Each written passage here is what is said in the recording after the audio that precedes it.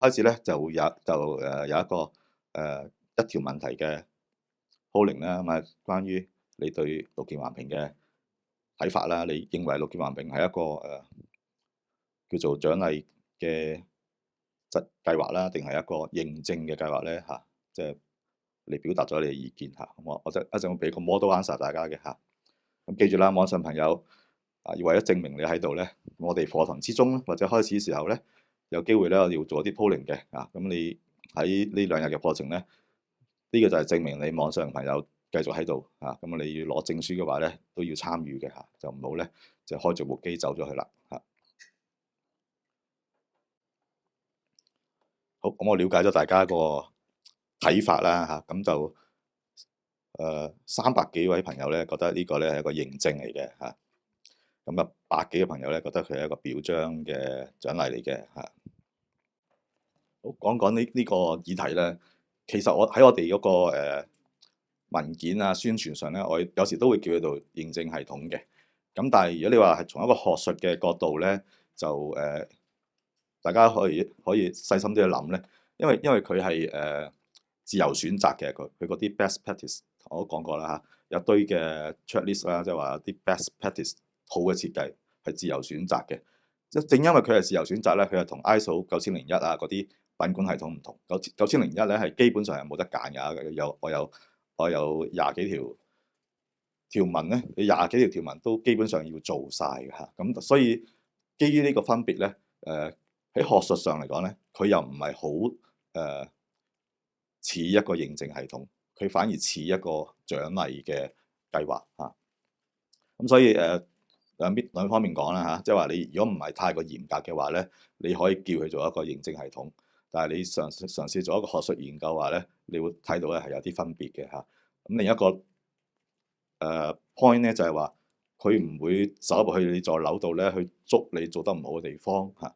譬如我一座樓係做一個黑廁黑廚咁啊，冇窗嘅嚇，佢唔會走入去啊！你因為你冇窗喎，我扣你分嚇，唔會嘅嚇。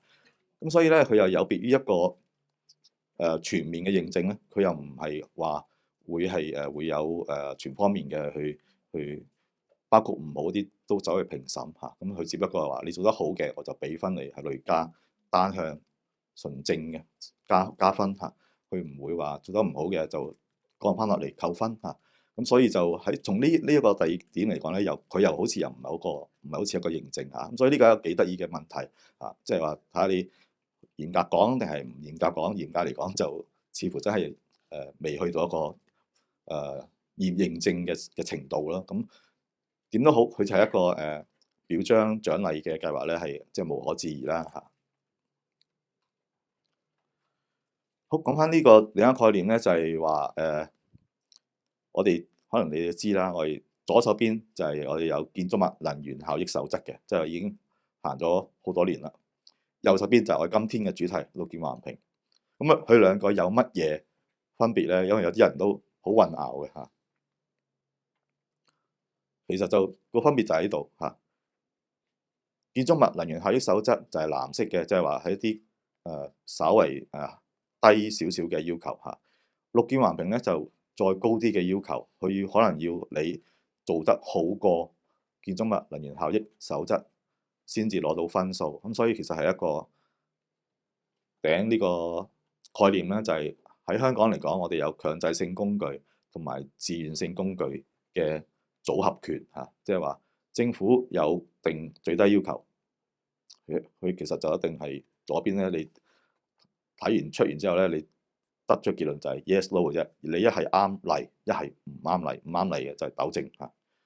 右邊咧，佢有4個結果嘅，就係白金、金銀銅，唔係2個結果，係4個結果嚇。咁所以係即係一個大家出嚟個 outcome 都唔同嚇。同埋咧，左邊咧係強制，右邊係基本上自願嘅啫，自願性嚇。咁但當然啦，你可以話都有少少強制，譬如賣地條款寫咗你唔做唔得啊嘛嚇，又或者係你要攞面積寬免就要做埋呢樣嘢，咁都有少少逼嘅成分喺裏邊嚇，都係現況就係咁樣嚇。咁另一個概念咧嚇，我會呢個堂嘅上半部咧都會講一啲常見嘅概念。依家即係成日掛住喺後邊嘅就係 ESG 啦。咁綠建環評，你諗下綠建環評係唔係 ESG 嘅評級咧？係咪啊？覺得係嘅舉手。係，你可以話係嚇，但係咧就我就都係咁講啦，唔係嚴格嚟講，你可以話係嚴格嚟講，就其實就唔夠嘅嚇。因為 ESG 係咩咧？ESG 係闊嘅，咁啊係有3方面嘅，就環境啦、社會啦同埋公司治理嘅嚇。綠建環評佢只可以係話比較多咧，係涵蓋咗環境啦嚇。佢去到社會咧就有，但係部分啫嚇。譬如人權就去咗 lead 嗰度啊，美國佢就會講人權啊，香港就冇寫落去 INPS 嘅嚇，等等啦嚇。去到管治啦，就更加難揾嚇。你試下喺個綠建環評嘅手冊裏邊揾下關於管治嘅 element 有冇啊？比較難揾下，唔可以話絕對冇，但係就牽強或者間接啲咯。咁所以你話綠建環評係咪就係 ESG 嘅全面嘅工具咧？唔係嘅，咁佢係簡單講就係 E 嘅工具啦嚇。S 少少，G 就比較欠缺嚇。咁咧就另一個概念咧，就係我哋今時今日咧都會講mitigation、adaptation 同埋咧 resilience。有時咧係你喺報紙上面咧係會撈亂用嘅啲字嚇，但係原來咧如果你去細心去研究咧，呢3個字咧係有佢自己嘅意思。咁呢個就係講個意思啦嚇。乜嘢係 mitigation 咧？緩減其實咧就係講緊係減慢嗰個全球變暖啦。簡單講就係即係譬如我設計座樓係用少啲能源嚇。咁乜嘢係 adaptation 咧？適應嚇，適應咧就係話啊天氣已經變咗係多雨啦、大風啦、炎熱啦。咁情況之下，我哋樓宇設計就要調整啦嚇。點樣去喺多雨大風嘅情況之下都安全咧？點樣係炎熱嘅情況之下，我哋保持舒適咧嚇？咁就係 adaptation。咁乜嘢係 resilience 啊？resilience 咧就係話爆咗鑊出咗事之後，可以好快咧糾正翻恢復翻正常生活嚇，快速恢復並維持基本功能嚇。咁呢個就係事後啊，包括係 emergency preparedness 同埋咧 recovery 嘅 preparedness 啊呢啲嚇，所以就原來都幾唔同嘅喎嚇。咁舉啲例嚇，乜嘢係適應咧？譬如我今天就係原來1小時降雨量可以去到咁勁嘅嚇，咁我哋要調整我哋嘅樓宇設計啦嚇。譬如車場，我哋由地下車場咧，可唔可以轉翻做地上設計咧？其實今年施政報告都有個改變啦，關於樓上地面2層嘅車場咧係可以容許啦。咁以前就比較逼啦，或者鼓勵啦，啲人咧係做 underground 嘅嚇，即係地底嚇。咁誒其實都喺近呢1-2年有聲音，同埋開始政府採取行動，就慢慢改變咗個政策，話慢慢係新樓咧係多啲鼓勵咧係可以容許佢哋咧起2層嘅車上即係地上 above ground 嘅車場嚇。咁同埋有啲地下臨時儲水啦，譬如我哋政府渠務署嘅喺唔同區都做緊呢啲嘅嚇，即係話1小時降雨量太勁啦嚇，頂唔順，咁就要有啲臨時嘅大水缸喺下邊，即係暫時儲存住先。如果真係咁勁嘅雨啊，或者我哋提高地面啦。咁既然都係我歷史話俾我聽，呢個小區係會水浸嘅，咁我就要升高嗰個地面啦嚇，或者做一啲防洪嘅擋板啦。如果升高唔到嚇，咁呢就係個適應啦。有好多嘅，頭先都有提過啦。咁呢個係另一個場合抽翻出嚟啦，我就冇時間去翻譯翻啦。你翻去可以睇下。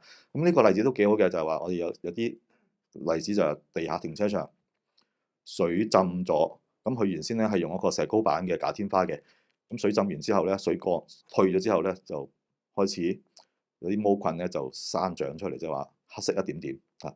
如果佢繼續用石膏天花嘅話咧，佢要喺水災之後去恢復翻佢功能咧係唔得㗎，因為佢要發晒毛臭嚇，咁佢就要拆咗個石膏板天花，又要重新做過。咁呢就係個 resilience 係做得唔好，即係話佢韌性做得唔好啦。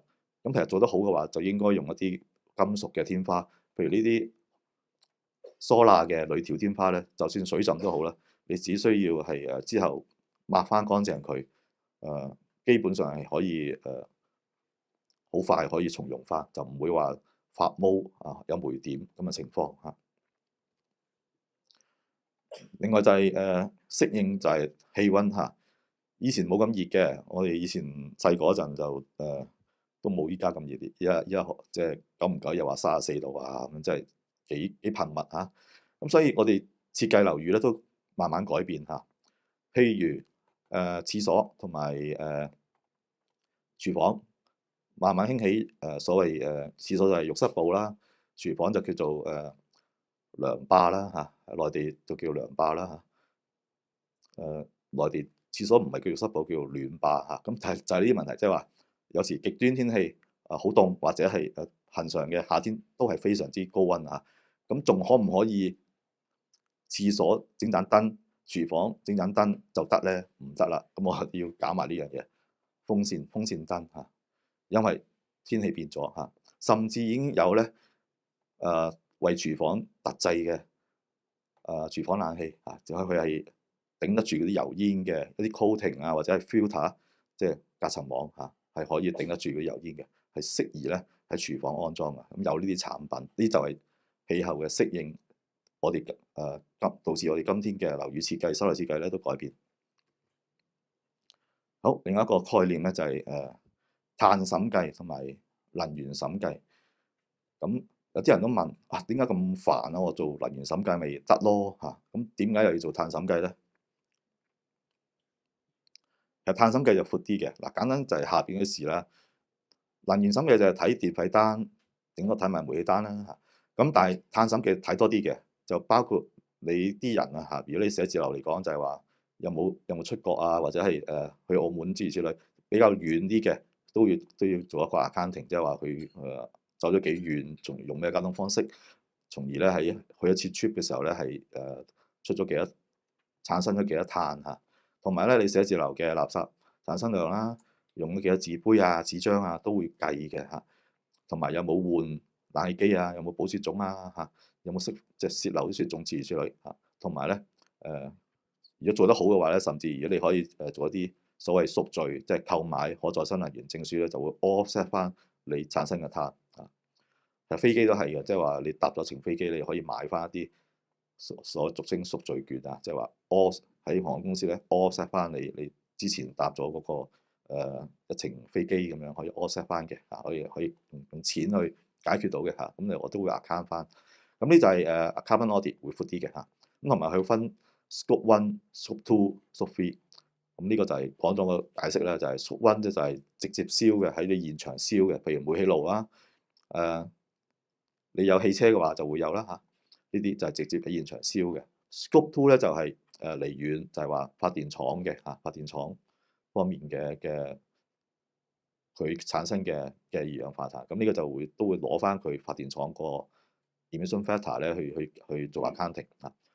咁一般嚟講咧就會要求咧係做起碼呢兩個範疇。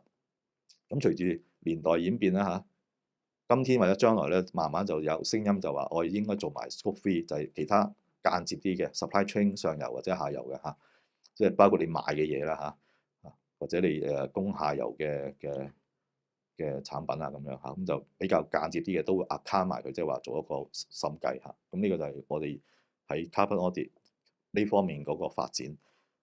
綠色建築都會有嘅，譬如主要係既有建築嘅評審咧，我哋都有個要求就係話如果你係做你座樓宇嘅 carbon audit 咧係有分嘅嚇，可以攞到分數嘅。咁我哋成日講零碳，咁喺建築業、樓宇營運等等，點樣去做邁向零碳咧？其實就分兩邊嘅。我哋一個樓咧係有營運嘅碳，同埋咧隱含嘅碳嘅，分兩方面去睇啦。咁營運碳咧可以透過最初設計咧去有幫助嘅，譬如被動式設計，即係話非機電方面嘅設計，譬如樓宇嘅座向啊、隔嗰個隔熱啦嚇，即係話個樓宇嗰個外牆嘅設計啊、窗口、長窗比啊嗰啲被動式嘅嚇，或者主動式設計。主動式設計咧就係機電系統啦，即係話我哋揀乜嘢冷氣機，揀乜嘢燈嚇，咁啊有幫助。同埋咧，除咗設計之後咧，就係話投入營運之後，我哋透過一啲嘅程序啊，透過咧係教育啊，咁啊可以幫助到啦，係減少用電嚇。又或者咧，翻設計咧就話現喺嗰個的樓宇有冇安裝太陽能板啊，有冇種樹啊？呢啲都係幫助種樹都可以因為佢係吸收二氧化碳咧，其實同太陽能板都係同樣嘅同一類嘅功能啊，係可以 offset，即係話抵消翻嗰啲碳嘅嚇。或者咧頭先講啦，贖罪券即係話我透過用錢去解決，即係話我譬如購買碳抵消嘅一啲嘅，譬如種樹或者係向電力公司買可再生能源證書嚇，咁呢啲加埋咧就係話營運碳點樣可以減少嚇。另喺裏邊咧，營運碳裏邊咧，仲有第二小部分咧，就好少人講嘅就係話，其實我哋喺追翻上源頭咧，即係話電力公司、煤氣公司同埋一啲嘅相關嘅公共事業，譬如污水廠去點樣去減碳啊，或者係供水水泵房點樣去減碳，呢啲政府方面嘅責任啦嚇。咁所以你如果樓宇嘅營運碳咧兩方面，即係民同埋官一齊去做嘅話咧，譬如我設計方面啊，加埋可以慳到40%，0.6，即係話當然呢個係好極端嘅例子，即係我做得好好嚇0.6。如果係官方面咧，佢哋慳翻0.3，其實你相乘埋一齊嘅要，咁啊大概咧你可以剩翻咧就0.18，唔係話冇可能嘅。譬如我哋做一啲嘅樓宇嘅好啲嘅設計咧，係可以去到咁多嘅嚇。咁呢個係一個願景啦。咁啊，剩翻0.18咧就好容易咧係透過抵消啦，即係呢就係用啲購買可再生能源證書去抵消翻啊。咁啊淨零咯嚇，呢100唔係好多啫嘛，18% 嚇。咁就係呢個例子啦嚇，我點樣可以做到零？將來係可以做到嘅嚇。咁隱含碳就困難啲啦，隱含碳就關於材料啦嚇。咁即係話我起一座樓出嚟，追翻嗰座樓當初做嘅時候咧，係都有耗用能源咧，又燃滅咗啲碳啦。咁呢個就真係喺設計方面去着手啦，即係起少啲甚至唔起得㗎。譬如我重用舊嘅樓宇，咪唔使起咯嚇。Build clever，即係聰明啲嘅方法去起啊，有效啲嘅方法去起啊，咁等等嚇。咁亦都有牽涉到碳抵消咁樣嘅機制去配合咧，去做到咧隱含碳去降到零。咁呢個係第二方面係困難啲嘅。咁呢個可能我哋都要喺將來設計樓宇方面去多啲動一動腦筋，點樣去做嚇？呢個就係可再生能源證書，我有提過啦，係一個可以向電力公司購買，即係話你唔能夠自己裝太陽能板，你哋未去贖罪啦，用錢去贖罪啦，即係話我支持你電力公司咧去我幫我購買一啲嘅可再生能源證書。其實我係一個CSR 啊，即係或者係一啲 ESG 嘅表現嚟嘅。譬如我啲大公司嚟嘅，我哋每年 commit 咧，我哋買幾多 kilowatt hour 嘅可再生能源證書，我哋可以好威咁寫落去我哋嘅 annual report 度啦。咁另一個 concept 咧就係 greenery 啦，就係好多人都唔係好明 greenery 係咪即係叫做外表嘅啫，其實唔係嘅，即係綠植咧係有功效嘅嚇。咁我哋嗰個有個 FAQ 喺我哋網站度咧，因為好多人都問greenery 好似外表即係做戲咁做，即係綠色咧，即係外表嘅啫，虛有其表，有冇功效啊？係有嘅，係最主要咧係減少咗城市個熱量嚇。如果你全部都係石屎嘅話咧，你個區咧就會好熱嘅嚇。咁其他功效啦，譬如減壓啊，綠化天台為人提供咗戶外活動嘅地方啦，泥土可以疏雨水啦，植物可以吸收二氧化碳啦，植物可以為鳥類同埋其他嘅生物，譬如蝴蝶啊，提供棲息地咁樣嚇。屋頂同外牆嘅植物可以增強建築嘅隔熱啦嚇，等等嚇。咁所以就唔係話虛有其表嘅嚇。咁引申到有另一個我哋成日即係如果你做商業上市公司咧，你開始接觸到呢啲披露嘅術語啦嚇，就係其中一個咧就係 TNFD。其實呢個係關於 nature related disclosure 即係如果我寫一個企業嘅年報嚇，咁有時越嚟越多要求嘅，譬如港交所對於上市公司嘅要求，慢慢咧就國際性嘅要求咧就都慢慢係引入去本地嚇。譬如呢個係國際性嘅要求 TNFD。就係話你個公司嘅營運有冇考慮到保護大自然啦。頭先又話點解我講點解要種樹就係咁解嚇。所以咧，有時我哋起樓唔係一定話起出嚟就衰咗，就會比以前差咗嚇。舉兩個例子，譬如以前秀茂坪未重建嘅時候咧，佢嗰個斜坡係咁樣嘅嚇，即係以前嗰啲16層高嘅，佢個斜坡就係咁樣嚇，啲細路仔喺上面擒嚟擒去咁樣嚇。咁以前覺得冇問題嘅喎嚇，即係70年代有得住好好噶啦，咁屋邨係咁噶啦咁。但係而家唔得，個標準高咗啊嘛。重建咗之後咧，變成咁樣嚇，你有咩分別啊？即係好係啦，靚好多嚇。即係咪話重建唔好？重建又起高樓大廈唔好啊？唔好，其實唔係唔好，你設計得好就可以更好嚇。即係話咧，你見到啦，你做翻 survey 咧係多咗雀仔，多咗蝴蝶嘅。以前邊有嚇？以前邊有？你咁樣佢都唔會嚟啦，係嘛？啲雀仔嚇。落馬洲鐵路一樣嘅，以前咧係冇管理嘅濕地嚇，比較撈教啲嘅嚇佢話。但係起完之後咧，佢補償翻個濕地咧係仲係有管理，即係話每個月揾人去做打理嘅嚇，咁就變咗好靚仔啦。即係話啊，啲雀仔都好喜歡翻嚟啊！即係可能起嗰刻係痛苦嘅，即係話飛走晒。但係咧起完之後管理翻個濕地咧，有營運嘅話咧，反而發展唔一定會衰咗，係可能會好咗㗎。所以我視乎我哋點樣設計，呢個就係綠色建築個點解我哋要推動就係咁解。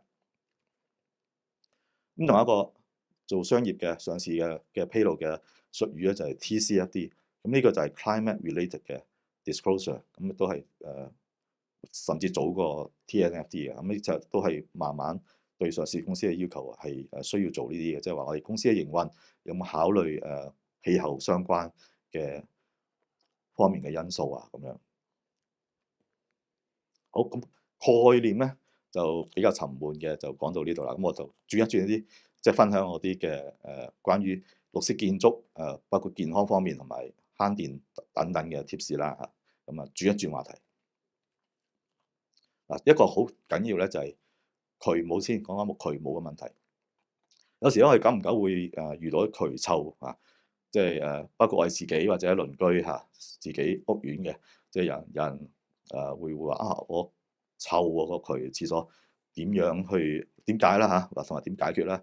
係點解咧？就如果分析翻咧，就係好多時係因為嗰個隔氣啊，即係我哋去水嘅地方咧，任何去水嘅地方咧，除咗雨水啦，雨水某啲雨水係冇隔氣嚇，咁係一定有個 U 型或者樽型嘅儲水嘅地方，佢就係儲咗啲水喺度咧，就唔避免深入渠系統裏邊嘅嗰啲污氣咧走出嚟嚇。咁如果佢乾咗嘅話，就會導致臭啦。咁乜嘢係最容易乾咧？其實分析翻咧係按住最容易咧就係廚房地流嚇，呢個係 number one 啊。點解啊？因為廚房係乾爽噶嘛，你唔會搞到個廚房濕滴滴噶嘛。因為佢乾，所以個地流就冇乜用嘅。其實個廚房地流好少用啊，除非即係爆水喉啦。呢個 number one 嘅 cause 啦。第二咧就係廁所地流。咁有啲人用廁所都好乾淨嘅嚇，即係話乾濕分離啦，所謂咁變咗佢出邊個地流都係有機會係乾嘅。咁所以呢個 number two 嚇。咁第三就係露台啦。咁露台如果係雨水嘅話咧，就唔會臭嘅。咁但係都唔能夠100%話一定係雨水。有啲露台佢係當係廢水咁樣去設計嘅。咁所以有時如果露台地流臭都有咁嘅可能啊。咁第四咧就係如果你洗衣機唔用嘅話，因為有啲譬如我啲屋仔女搬走晒啦，咁我老人家又住，咁佢又洗衣機又繼續喺度，佢又唔用喎，咁就出事啦。第五咧就係廚房星盆，點解啊？即係有啲人我唔煮嘢食嘅，咁我淨係去廁所嘅啫，咁我星盆咧長期都冇乜點用喎，咁啊又出事啦嚇。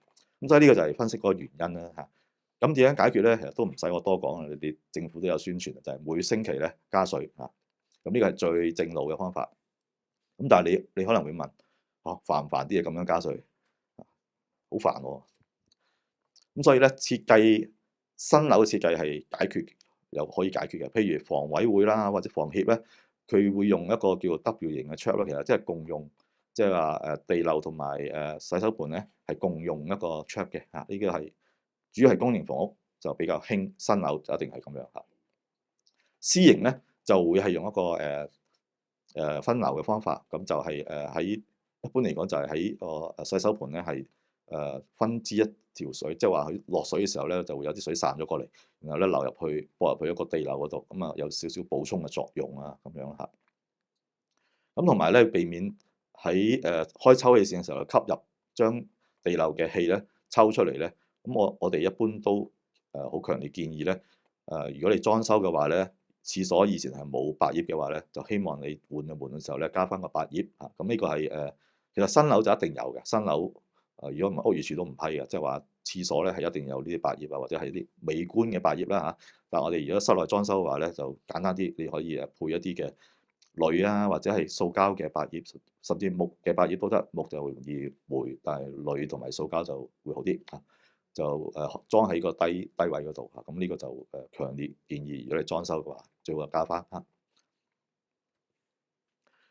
咁另外一個手法咧就係話，如果你係洗衣機驚佢唔用嘅話咧，就可以用一個共用嘅形式，即係話星盆同埋洗衣機咧共用一個隔氣嚇。咁如果你想方便又唔想做呢個揾師傅做咧，其實你喺網上可以買到呢個三通嘅嚇。呢個三通就幫助你咧一個去水兩邊用嚇，好平嘅啫，可能幾蚊個嚇。咁仲有一個設計手法咧，就係話我廚房就唔做地漏嚇。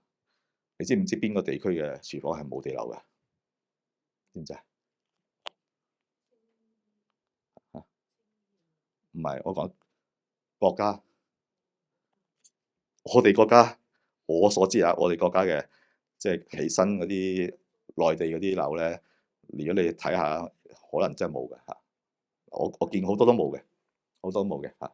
但係香港係要有嘅，香港即係大家地區唔同啦，內地同香港嘅 practice 唔同。咁呢個係某個居屋嘅設計啦，佢就會係取巧啲，佢就唔喺個廚房做地漏，佢就通咗過嚟廁所嚇。咁其實即係話佢都明知你會乾啊，咁佢無謂做啦。咁如果你真係爆水喉嘅，你咪留個廁所咯，咁咪鑿通咗個牆，鑿通咗咁長喺低位度嚇。咁呢個係一個設計嘅手法啊。咁甚至內地咧就唔做添嚇。咁仲有啲咩解決辦法啊？咁其實後家嚟講咧，就會可以網上買呢啲嘅機關啦，叫做機械式活門啦。咁據我所知，內地就直頭新樓都用添。咁我哋香港就唔俾嘅，香港就規定係用水封，即係 water seal，即係一個 U 或者 bottle 嘅樽型隔氣啊嗰啲。香港新樓就一定要嘅，因為法例規定啊。但係如果你後家啊或者係其他地區咧，就即係話俾你聽係有啲咁嘅嘢啦嚇。咁唔好處就係佢成日都會頂住，譬如有啲沙石會唔會頂住咧？有機會嘅嚇，或者佢日子耐咗呢個彈弓會失效咧。咁所以如果你話起新樓，我都覺得係呢個係唔應該用嘅嚇。但係內地就會用啦嚇。咁仲有一個就話企缸容易臭嘅，容易臭嚇。尤其是你改建咗之後啊，我記得係90年代。好多時一啲師傅用呢啲嘅，就係話一個好矮嘅，因為佢唔想升高嗰個企缸太高嚇。佢揀嘅配件咧都係好矮嘅，即係話呢啲桶中桶嘅杯仔嘅隔氣啊。咁如果你量度佢個水嘅深度咧，係唔夠法例要求嘅80mm嘅，法例要求係儲水咧係要80mm先至頂得順佢系統深入裏邊嗰個水氣壓嚇。尤其是你係低層嘅，譬如2樓嚇，特別嚴重嚇，佢裏邊系統裏邊嗰個氣壓係特別正嘅嚇，即係話係谷出嚟嘅嚇。咁所以點解要80mm就係咁解。如果你師傅幫你改建用到啲咁矮嘅隔氣咧，如果你又係2樓嘅話咧，就有機會咧即係谷啲氣出嚟啊，咁臭咯。咁所以有時做得好咧，就係話如果你真係填高佢嘅，就做一個V 型嘅形狀啦，就唔好用樽型。樽型有時你埋落去英泥裏邊咧，日子內漏水嚇。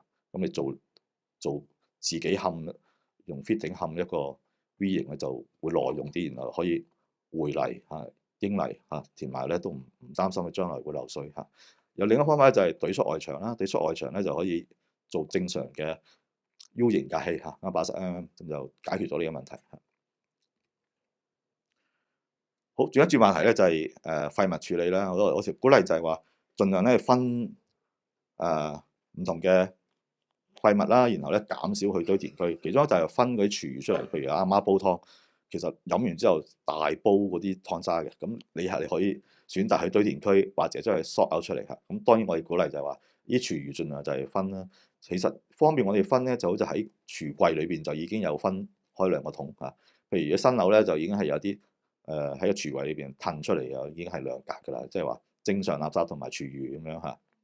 咁有啲就會係地下會設呢個即係話政府嗰啲嘅儲分嗰啲啦嚇，即係除咗係環保之外，又可以換下禮品啊咁樣嚇。又或者有啲係自己屋苑做一個堆肥㗎嚇，咁都有嘅嚇。咁仲有一個近年都興嘅就係話，我將佢打碎佢，打碎機嚇，咁樣用咧就係話駁電嘅，將你個中型解氣換咗呢嚿嘢嚇。咁用嘅時候咧，你就開水龍頭啦，開嗰個掣啦，然後咧就用匙羹咧將嗰啲嘢啦嚇，即係魚骨、雞骨、蔬菜、水果皮咧塞入去，咁喺度攪碎晒咧，就變咗冇咗啊！咁呢個就係減少你廢物嘅去堆填區嘅方法嚇。咁另一個咧都少人講嘅，我唔知你有冇留意咧？如果你抌垃圾，個個係咁抌咧，之後你清潔姐姐收起咧，佢裏面就有好多啲一袋袋嘅垃圾嚇。咁個現象就係咧，用咗好多膠袋，嚇。咁但係你諗深一層，如果你嗰啲垃圾咧係乾嘅話，有時真係你唔喺屋企煮食咧，啲垃圾係比較乾淨嘅。會唔會有個做法咧？就係話你唔好抌埋呢個膠袋，你就即係倒呢個乾淨嘅垃圾落去公眾嘅垃圾桶裏邊，即係後樓梯嗰個嚇。咁你咪可以呢個袋咪可以用多幾次咯嚇。甚至如果你真係唔煮食嘅，你用1個禮拜得嘅喎，即係話你根本係啲廁紙啊，或者係比較乾淨啲嘅垃圾啊，咁唔係一定要下下每天咧都要包起去抌咗佢嚇。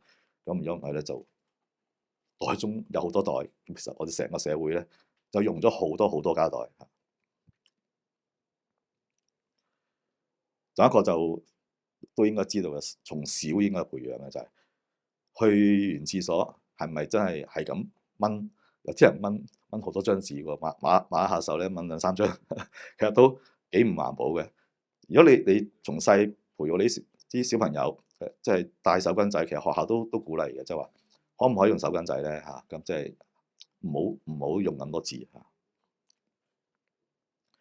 仲有一個咧就係點樣咧去做一個循環經濟咧嚇？咁呢個係我其中一個屋苑嘅做法咧，就係話佢長期擺個聲喺地下大堂啊嚇，就鼓勵啲人啊，你睇完嘅雜誌咧就可以擺落去循環俾其他人再睇啦。咁慢慢咧唔單止係雜誌啦，甚至係啲小朋友嘅書啦嚇，即係故事書啊、英文書啊，見到有啦嚇。再暑假咧見到咩咧？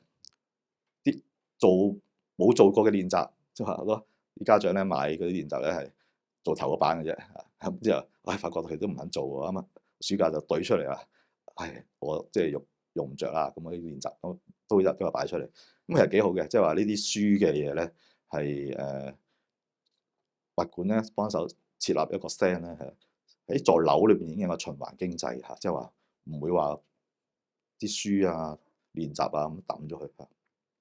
呢個可以好好嘅做法。仲有一個進深版咧，就係話咧，唔單止書啦嚇，物品嚇。其實物品嘅循環經濟咧，最困難咧，我嘅經驗咧就係話點樣去大家都咁忙，點樣約出嚟交收咧？認唔認同啊？即係話我要 free，你要攞，但梗係約唔到時間嚇。我就好夜先放工，你就想朝頭早攞，咁啊就唔夾啊嘛。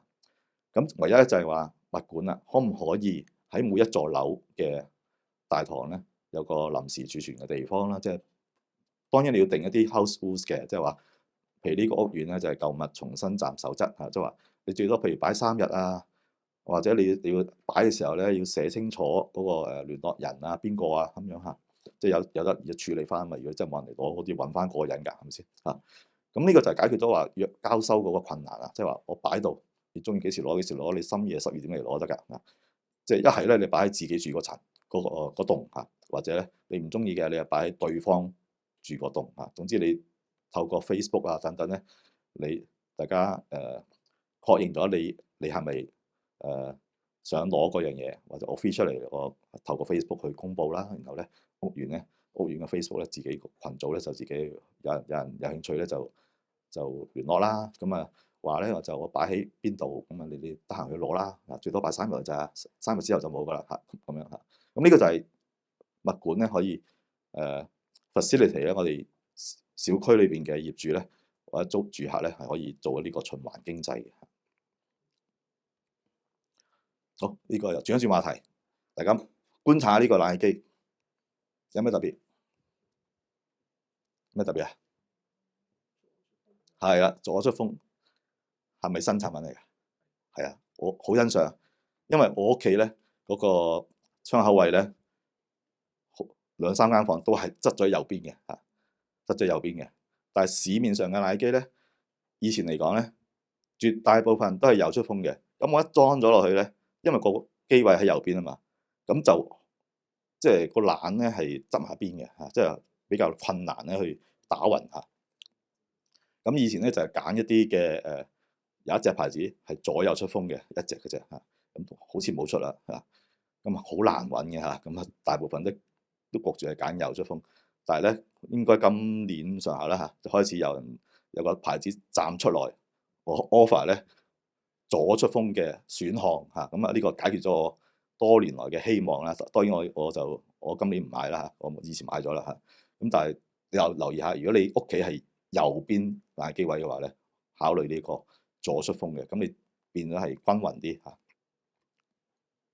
仲有啲新嘅產品咧，就譬如係好驚話啲冷氣吹到太凍咁樣嚇，咁係已經有產品咧係有擋板嘅嚇，有擋板嘅嚇，咁咧就係防直吹啦，因為佢透過啲窿板咧去吹出嚟咧係會係柔和啲嚇，就唔會話好似風筒咁樣即係兜頭吹嚇。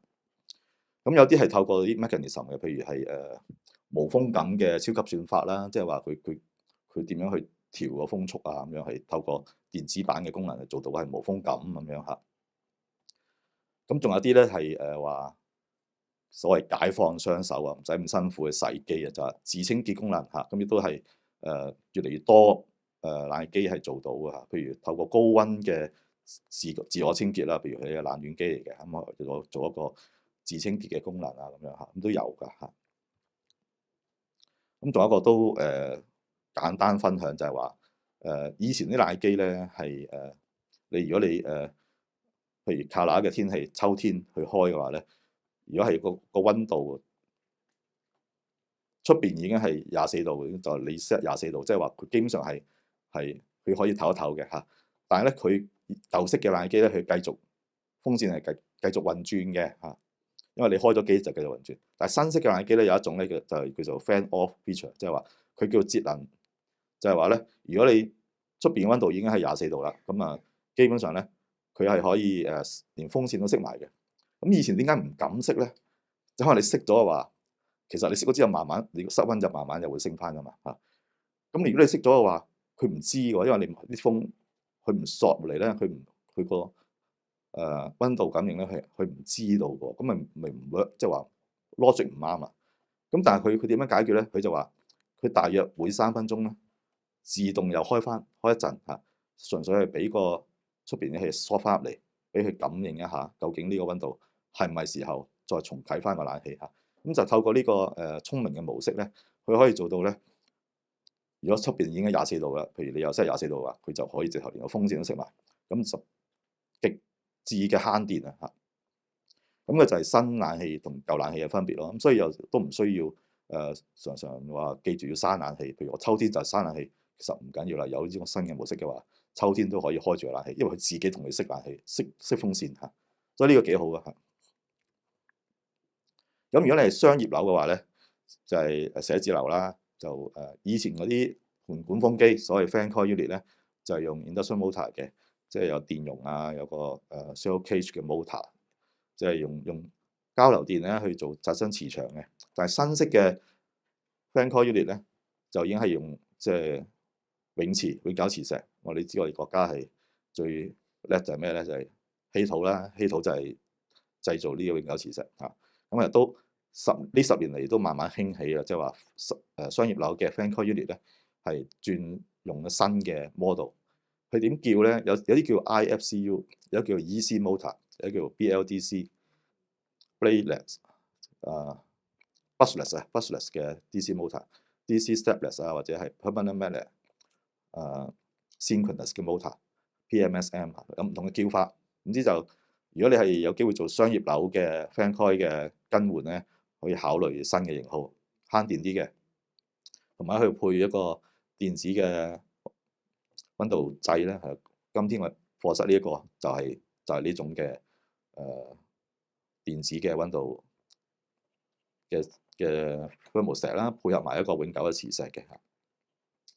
其實係甚至有啲公司可以幫你做一個替換嘅，佢就拆出嚟，將個 fan coil 拆出嚟，就係換個摩打，再加埋個電子呢嚿嘢嚇，就可以將你舊嘅 fan coil 咧保留翻個豬籠咧，但係個電嗰 part 就換晒佢嚇，咁就可以做到慳電啦。咁如果係其他進一步嘅就係話裝風扇嚇，譬如寫字樓嘅 reception 啦，或者 conference room 咧係有條件係有空間嘅話咧，可以裝呢啲嘅大啲嘅風扇啦。就有時可以將嗰個 set point 咧可以較高少少，譬如冇風扇嘅你要 set 23度啦，如果你着西裝嘅話，着短袖可能24度嚇。但係如果有風扇嘅話咧，仲高啲都得，譬如25度、26度，配合埋風扇一齊用咧，其實都舒服嘅嚇。有啲咧係譬如係診所或者係鋪頭或者係餐飲業嘅嚇，佢會裝卡式機呢啲嚇，裝到好密嘅嚇。咁但係而家有啲新嘅做法咧，就話唔好裝咁密嚇，咁就配合埋呢啲嘅類似紅紋線，但係咧佢係設計到咧係可以打橫喺天花裝嘅，咁幫呢啲嘅卡式機咧打橫啲風嚇。尤其是喺酒樓啦、診所咧都幾啱用嘅嚇，呢啲就可以考慮咁樣做嚇。屋企又點咧？屋企就慢慢興咧，就係呢3種嚇。一係咧就係中間燈外邊明嘅線葉，又或者咧中間個燈上面有個隱形嘅線葉，即係話你哋開先至揈出嚟㗎。熄咗嘅時候咧，佢會縮咗入去見唔到嘅，呢個隱形線葉。第3種咧就係話咧外邊燈裏邊白葉，即係類似紅紋線咁樣嚇。甚至係新嘅 model 咧高端啲咧係呢個可以挑嘅嚇，可以甚至係會自己挑，即係打斜轉嘅嚇。低端啲嘅就平啦 flat 咗，係淨係個 louvre 轉嘅啫嚇。咁呢好興喺住宅會用嘅，譬如大嘅廳就用呢啲啦，睡房就用呢啲啦，中間呢啲就譬如飯台上面啊都可以用嚇。咁呢就係我哋屋企可以做啦，因為有時唔係真係下下開冷氣嘅，可以秋天可以開風扇都得嘅。仲有一種叫被動式節能，就唔好搞嗰啲冷氣啊、風扇嗰啲。點樣被動咧？就係話我搞其他嘢啊，譬如我寫字樓嘅，我換啲疏窿疏罅嘅背嚇，就係唔使咁坐落去咁熱啊嘛嚇。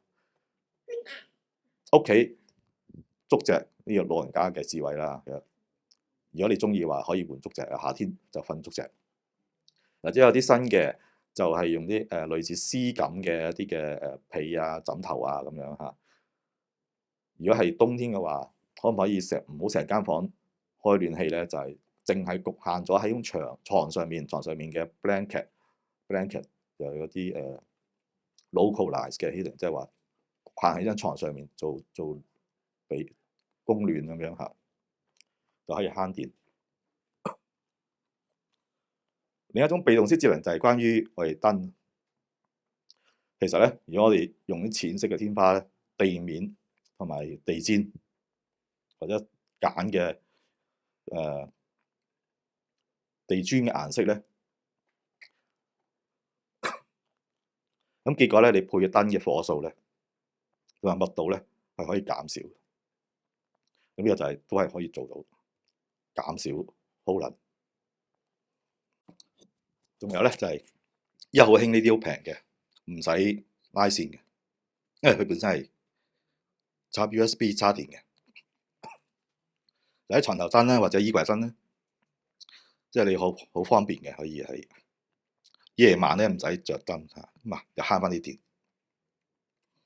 仲有一個咧，我都有經驗分享咧，就係我試過買一隻燈咧，有3個型號俾我揀，一個咧就叫做白光，一個咧就叫黃光，一個咧叫做三色光。我初時唔知咩嚟嘅，咁我覺得三色光個名好聽，咁我揀咗三色光。咁我買翻嚟之後咧，原來佢幾得意嘅喎，佢冇 remote 嘅喎。咁我喺度推敲咩叫三色光咧？原來你快速去開關佢咧，佢就會轉成三色啊。咁呢啲係咩嘢燈會見到有咧？就係一小嘅spotlight 啦嚇，一啲筒燈啦，甚至大嘅包起嘅燈咧，包埋風扇燈咧，都有機會佢唔俾 remote 你，但係咧你快速按掣咧，只要佢係三色光嘅型號嘅話咧，你快速按咧，佢就會轉色俾你。咁呢個就係話時代唔同啦，我哋燈嘅產品咧都唔同咗。咁你可能會問：要嚟做咩啊？要嚟做咩啊？呢三色光其實喺夜晚咧，我哋想瞓得好咧，盡量咧就用即係黃光嘅。喺夜晚我就會用黃光嚇。日頭想精神啲咧，就用白光嘅嚇。咁所以就有咁嘅功能。寫字樓都有新嘅產品咧，就係話可以逐隻燈去控制嘅。譬如呢個咁樣啦嚇，每盞燈去裝個 module 咧，你可以咧係喺手機咧係你自己一個人開燈都得嘅。以前就唔得啦，以前係拉線嚇。咁而家加咗咧就可以用電視WiFi 控制嚇。如果你想自己一個人開燈咧，做到噶。水都一樣啦嚇。咁咧就如果你係80、90年代個馬桶冇換過嘅話咧，有機會咧你係9公升嘅，即係話我哋根據香港法例啊，以前咧係要9公升。咁慢慢啲例轉啦嚇，跟住7.5啦、6啦，今天咧4.5都有嘅。咁有機會嘅話，如果你嘅廁所要換咧，應該就你買就會細咗噶啦。有廁所喺屋企咧都好適宜咧係用即係雙沖水，即係話小便就咁細劑，大便就咁大劑嚇。但係咧有個現象咧，我發覺咧好多人咧一齊撳嘅，一齊撳會點啊？大，但我聽過咧，或者我自己試過啦，有啲型號咧，你一齊撳咧，佢俾個細水嚟嘅嚇。所以我唔 guarantee 你一齊撳會點樣嚇，就視乎咩型號嚇。同埋一個唔好，一定咧係對於呢啲機械嘅零件咧係有磨損嘅，如果你一齊撳啊。所以咧就要教育啦，同埋咧要你即係同埋選擇咯，最好就選啲個掣板比較大啲啦嚇，因為你有時塞埋你個圈咧，你都費事諗嘅，撳落去冇你係下意識撳晒落去啊嘛嚇。咁所以就可以揀一啲個掣板比較大啲嘅，咁啊唔會話一齊撳咯。好，咁啊分享去到呢度啦。咁一陣嘅 speaker 會有更多精彩嘅分享啦。咁我想總結一句咧，就係其實綠色建築咧係我哋用啲更自然、更平啦、更有智慧嘅方法咧去處理我哋居住嘅問題啦嚇。好似呢個咁樣嚇，你唔係一直用9公升咁樣沖落，用10幾年都係9公升㗎嘛。其實設計呢個煲咧個形狀啊，咁樣可以配合啲細嘅沖水咧，係沖得乾淨，或者係個表面嘅材料嘅，譬如納米材料嘅等等咧，係今時今日咧係可以更加咧係有智慧咁去慳資源嘅。好，咁啊，如果你想參加嚟緊活動，可以睇我哋個網站啦，或者想睇翻以前嘅活動，上 YouTube 可以睇翻嘅嚇。問題咧，一個就係關於係一啲嘅塗層咧，係喺大廈裏邊應用就可以抗菌、分解 VOC 甲醛，係咪有一啲嘅認證系統去認可。呢方面我唔係專家啦，咁所以我好難即刻答到你有冇一啲相關嘅去認證你呢一隻塗層嘅效果。但通常呢啲因為市面上有太多唔同嘅功效嘅產品啦，咁通常呢啲佢哋點樣去證明去 sell 咧，就係去揾實驗室去就住佢呢一隻，譬如係 VOC 嘅，就做一個測試，用咗之前，用咗之後即使冇呢個產品嘅個別標準咧，就透過呢啲你去揾一啲嘅實驗室去做test report 咧，嚟證明你係有效咯。第二條問題，如果 fan coil 用咗 EC 摩打可以慳幾多？其實本身佢因為係永久磁石已經慳咗啦，其實再另一個慳嘅方法咧就係佢係有一個自動控制嘅，即係話我哋正常咧係人手撳 high mid low 風速嘅，因為佢呢個電子嘅 thermostat 咧係可以係轉去 auto mode 按住溫度咧係去自己調嗰個風扇速度，咁所以咧呢個配合埋呢個控制咧就慳得更多嚇。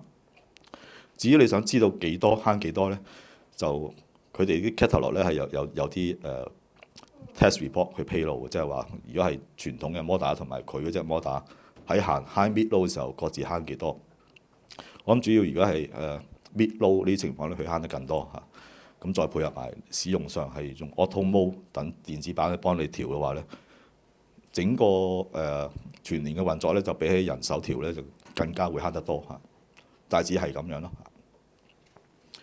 咁你話有一條問題就話有 EC 摩打有冇即係保養有問題？我自己寫字樓都係用 EC 摩打嘅，冇問題嘅嚇。咁就因為即係產品已經成熟啦，好多嘢風扇啲摩打都係轉翻由 DC 轉咗做 EC 嚇，咁已經係超過10年啦，所以就呢個技術係幾成熟，就唔需要擔心有問題嚇。好，大致係咁樣。